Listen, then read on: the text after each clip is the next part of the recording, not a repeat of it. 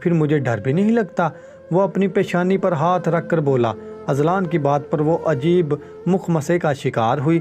Azlan جی یہ دیکھیں، وہ بیڈ کی سائڈ ٹیبل کے ڈرا سے اس کی پرانی گڑیا نکال کر اسے پکڑاتے ہوئے بولی، یہ آپ کی گڑیا میں نے ٹھیک کر دی تھی، ایسا کریں آپ اسے پکڑ کر سو جائیں۔ پھر فجر نے دھیمی آواز میں آیت الکرسی پڑھ کر اس پہ پھونک مار دی۔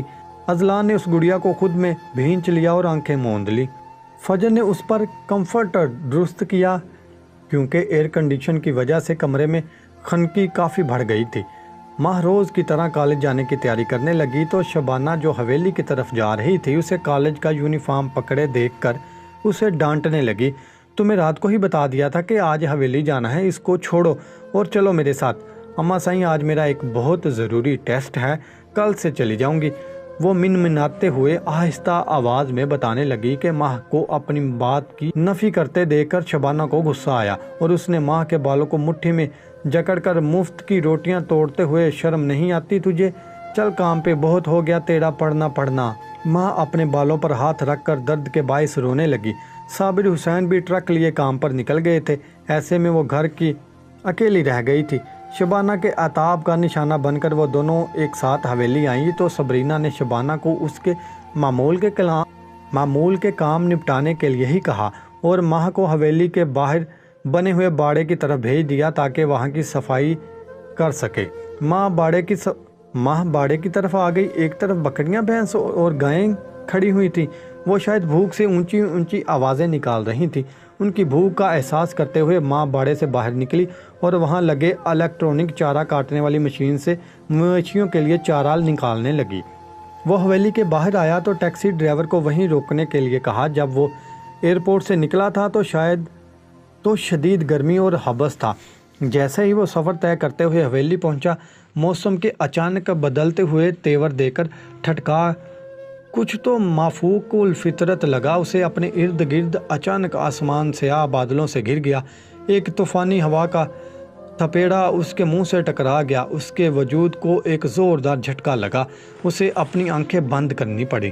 کچھ دیر بعد اس نے اپنی آنکھیں کھولی اور اندر کی طرف قدم بڑھائے۔ عام سا مردانہ رنگ ڈریس پینٹ اور شرٹ پر جیکٹ پہنے، ہاتھ میں سفری بیگ تھامے ماہ تیزی سے سارے کام نپٹا رہی تھی۔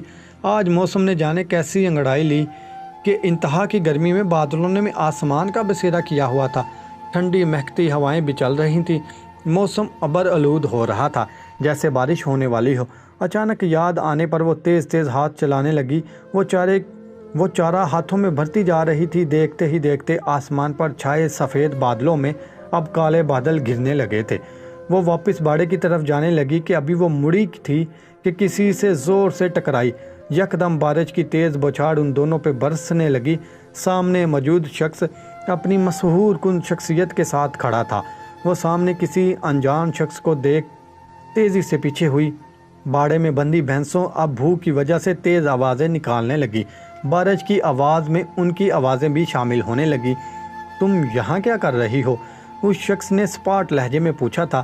وہ ٹیکسی سے اتر کر حویلی میں داخل ہونے لگا تھا جب بارش شروع ہو گئی۔ وہ بارش سے بچنے کو یہیں رک گیا۔ اسے بھیگے کپڑوں میں دیکھ کر اسے ناگوار گزرا تھا۔ وہ اس وقت اپنے سراپے سے دعوت نظارہ بنی ہوئی تھی۔ نظریں اس کے سراپے کا جائزہ لے رہی تھیں جو مکمل بھیگ گئی تھی اور اس کے کپڑے اس کے جسم کے ساتھ چپکے ہوئے تھے۔ اس کا دوپٹہ بھی گیلا ہو چکا تھا جس میں سے پانی نچڑ رہا تھا۔ چہرے پر کچھ گیلے بال بھی چپکے ہوئے تھے جنہیں وہ اپنے چہرے سے پیچھے ہٹا رہی تھی۔ یہ لڑکی ہر بار ایک نئے انداز میں اس سے ملتی تھی، پہلی بار روتے ہوئے تو کبھی ہنستے ہوئے۔ کتنے روپ تھے اس کے، حساس، نرم دل، صبر کرنے والی، سہنے والی، پاکیزہ دل۔ اس کی دل نے اس سے برملا اعتراف کیا کہ یہ لڑکی اس کے دل پر قابض ہو گئی ہے۔ آج سے نہیں بلکہ کئی سالوں پہلے سے۔ آپ کون ہیں؟ ماہ نے اسے ڈرتے ہوئے اس سے دھیمی آواز میں پوچھا۔ میں کون ہوں یہ تمہیں جلد ہی پتہ چل جائے گا، اور ہاں، وہ باہر جاتے ہوئے پلٹا، اس حالت میں حویلی کے اندر مت جانا، یہاں سے سیدھا گھر جاؤ۔ اس نے اپنے اوپر پہنی ہوئی جیکٹ اتارتے ہوئے اس کی طرف قدم بڑھائے جبکہ وہ اسے اپنی طرف آتا حیرانی سے دیکھنے لگی۔ جی وہ مالکن سائی نے یہ کام کرنے کا کہا تھا، اس نے جلدی سے بتایا تو وہ سر ہلا کر اس کے قریب 2 قدم کے فاصلے پر رکا۔ اپنی جیکٹ اتار کر اس نے ماہ کے شانوں پر ڈال دی۔ وہ اس کی جیکٹ میں چھپ سی گئی تھی۔ ماہ نے حیرت زدہ نظریں اٹھا کر بے ساختہ سامنے کھڑے شخص کو دیکھا تھا جو خود بھی اس کی طرف دیکھ رہا تھا۔ میں آپ کی جیکٹ کیسے؟ اس نے ہکلا کر کہا تھا۔ اس کی گہری اور عجیب سی نظریں ماہ کو نروس کر رہی تھی۔ دل میں میٹھی میٹھی سی کسک پیدا ہو رہی تھی جو اسے بھلی تو لگ رہی تھی مگر گھبراہٹ بھی ہو رہی تھی۔ جیکٹ کی فکر مت کرو، یہ تمہاری عزت سے زیادہ قیمتی نہیں۔ اس نے ماہ کو جیکٹ اتارتے دیکھ کر روکا اور ساتھ میں ہدایت کی تو وہ جلدی سے سر ہلا گئی۔ وہ اس اجنبی کی نظروں سے پریشان ہو رہی تھی جو نہ جانے اس کے چہرے میں کیا کھوج رہا تھا۔ وہ مقابل موجود شخصیت کی آنکھوں میں دیکھتی ہی رہ گئی جہاں نہ جانے کون سی کشش تھی جو اسے اپنی طرف کھینچ رہی تھی۔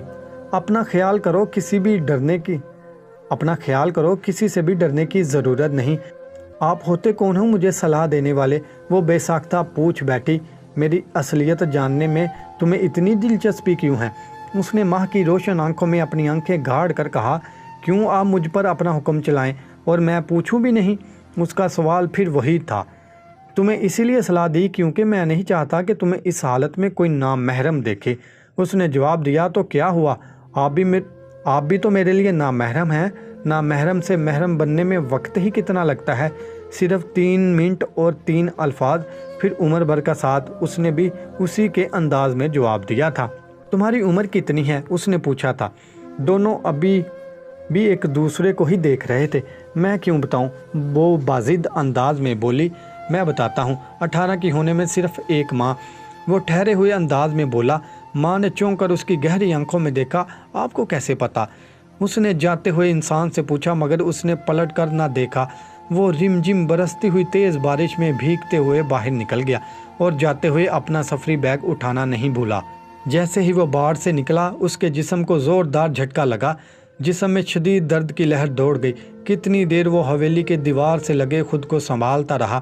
اس وقت وہ کچھ بھی سوچے یا سمجھنے کی پوزیشن میں نہیں تھا۔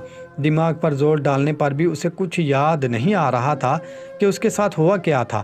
بس اتنا یاد تھا کہ ٹیکسی ڈرائیور نے اسے حویلی کے دروازے کے آگے اتارا تھا اور وہ ابھی تک وہیں کیوں کھڑا ہے۔ بارش میں وہ سر جھٹک کر اندر کی طرف بڑھ گیا۔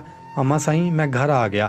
صبرینہ بیگم ملازمین سے صفائی کروا رہی تھی جب ارحام بھاگتا ہوا ان کے گلے جا لگا اور ہمیشہ کی طرح انہوں نے اس کی پیشانی پہ بوسہ کیا۔